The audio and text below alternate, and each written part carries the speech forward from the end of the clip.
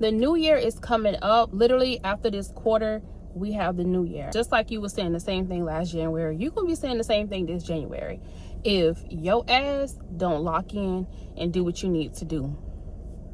Don't allow, like, even if you've had some setbacks, surgeries, situationships, cutoffs, whatever the case may be, don't allow like 2026, Lord's will you see it, but don't allow 2026 to be a repeat of 2025, because whatever has taken place, whatever happened, is in the past now. It doesn't even matter. It's irrelevant. You have the option to make the choice to make sure that the years don't repeat, you know.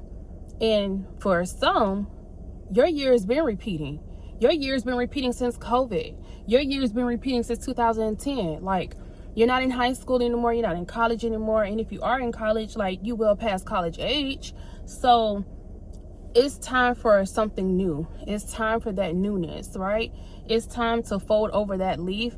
It's time for where your recent accomplishments and the recent things that you've done is not in the review, but they're in the now. So I implore you, if you haven't already, go to the nearest store, grab you a calendar for 2026, and let's start getting focused. Let's start getting intentional about how we want our year to go, okay?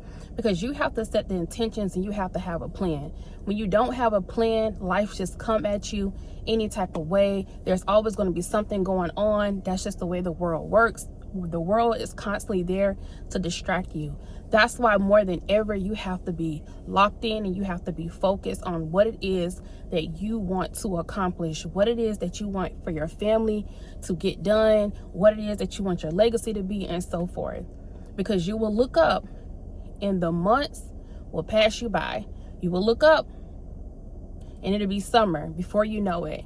You will look up and it'll be Thanksgiving again before you know it, you know? So you have to truly get intentional, truly make a plan, and stop harping on what didn't work. Stop harping on what someone else did. Let's take ownership. Let's take ownership of our lives. Let's take ownership of our plans. Let's take ownership of our assignments that God has placed in us, and do something different. Do something different that you haven't already done. Do something different. If you haven't been taking leaps of faith, start small. Take some leaps of faith. If you've been risking a lot and not too much calculated and not too much being strategic, sit down and calculate things, get a little bit more strategic, plan things. Everything don't have to be done in one time. That's how you could get overwhelmed and burn yourself out. But do something new. Sit down, take your time. It's a whole quarter before the new year starts. So you have time, right? So let's get super intentional. Let's have a plan. Sit down and start with January. How would you like your January to go? What are the things that you would like to accomplish in January? What are the things that you need to do in January? Who is it that you need to talk to get you that much closer to moving the needle in your plans? Write it down. And you may think these small details don't matter, but they do. It's going to be a compass. It's going to be a tracker to keep you focused, to keep you aligned with your goals, okay?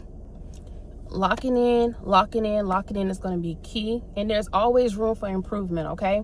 So even if you feel like you've reached your highest that you can reach, there's always room for improvement. It may not be professionally, maybe it could be personally. It may not be personally, but it could be professionally. You know what I'm saying? So there's always room for improvement in some shape, form, and fashion. Sit down, get focused, get aligned. There's always room for improvement and become a better you. You got this.